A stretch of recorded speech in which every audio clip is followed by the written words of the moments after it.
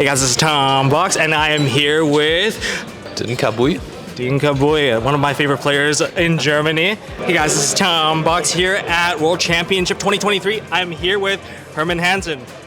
Hey. Hey Paulie. How's it going? Good. How are you? I'm feeling great. I'm having a great time here. It's been like, it's been really, I've made new friends and just had a good time trying to enjoy it like a vacation so far. It's been nice. So how are you feeling right now? Excited. Really cool to be here in Japan, and I'm very excited to play the Worlds tournament tomorrow. So how are you feeling right now? I'm feeling good. Do you feel prepared? Are you ready for this? Yeah, sure. I feel ready for it. I'm playing for Master Duels. I wouldn't say it's not as difficult, but at least I have teammates I can rely on if something goes bad. What are some of the more complicated things that you had to think about when it came to the Worlds version of how to play this game in a team? So the biggest thing is probably instead of choosing what's the best deck separate, we have the shared card pool, which makes deck building a little bit more difficult, and we have to be more considerate of what deck loses to which other deck, and we have to build our lineup mostly around that. Are you very prepared? It's all right. You feel pressure? Not quite yet, but a little bit. A little bit. Is there pressure on you right now? I mean, I put a lot of pressure on myself over the past 3 weeks just testing, preparing for the event. Right now, though, my deck's submitted, so I'm calm. I'm just chilling. Okay. The pressure's off now because the deck's already submitted. That's always the hardest part to me. Oh, is the deck choices. The deck choices? I already know who you are, and who you. Yep, we have. That's right. So, my question for you is, what were you like when you started playing the game? Oh, I mean, Were you really good? Were you really talented? No, I was 10 in 2006 when I started going to locals and started going to regionals, and I think my first regionals I went 04 as a 10-year-old. Okay. So, and it took me years before I started becoming even one of the better players at my locals, around maybe by 2011, and then somewhere in the 2010s I started traveling to events a little bit, okay. Local regionals, and finally started getting some tops around the late 2010s, and so it's been a really gradual process, and then within the last couple of years finally started seeing a lot of big success. It's a rare chance to get so many talents here. How were you when you started the game? How did I start the game? I was, of course, bad in the beginning. I played it when I was a kid, 7 years old, I think. There was the anime, of course, and all the kids in the school played Yu-Gi-Oh, so I also started playing that game. Yeah. So at which point did you realize that you were really, really skilled, some of the best duelists around? I think I realized that in the season 2018-2019 when I started topping events actually, because then I got second place at Utrecht at this 200th WCS. I got first place in Milan, then third place in Dortmund, and before that I did not really top any events beside of nationals, but that was the time when I realized I got a lot better. Now, it's really rare to actually have, such a big pool of amazing talent here. So, I would like to ask you, which event in your past that made you feel like you were at the top of your game? Oh, that one's difficult. Euros 2019, I was on 6 hours of combined sleep the entire weekend and still did it. Definitely a miracle, to be honest. Top of my game, I was good at Worlds, I think. I was playing perfect. So, at what point in the game, which event, do you realize that, hey, your skill level is actually, the cream of the crop, the best of the best in the game? I don't know if I've ever thought of myself as the best of the best. Maybe. I mean, I've had some pretty cool experiences this year where I've been maybe, damn, I'm doing pretty good. But I don't know. I just look at it as I try to put as much time in as I can and do the best I can. Okay. Throughout your history, which is the event that you were most proud of?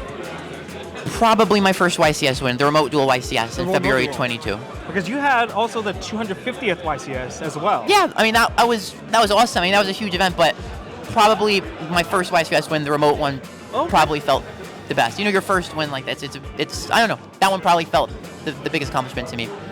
Now this is a very rare opportunity for us to be able to meet so many players. The skill level here is just through the roof. There's so many great players here. I want to pick at your brain. Sure, yeah. So my first question here, what do you think are some of the typical mistakes that Yu-Gi-Oh players make that stunts their own growth as a player? So a big one is the way you play test.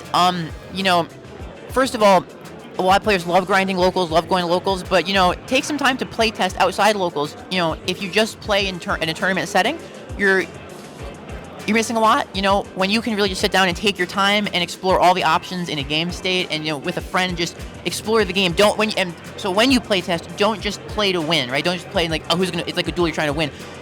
Play as a collaboration, as if it's a collaboration between you and your friend. Like you're trying to find the best plays. You're trying to explore all the options, learn the decks really well. It's not about winning in playtesting. It's just about like learning.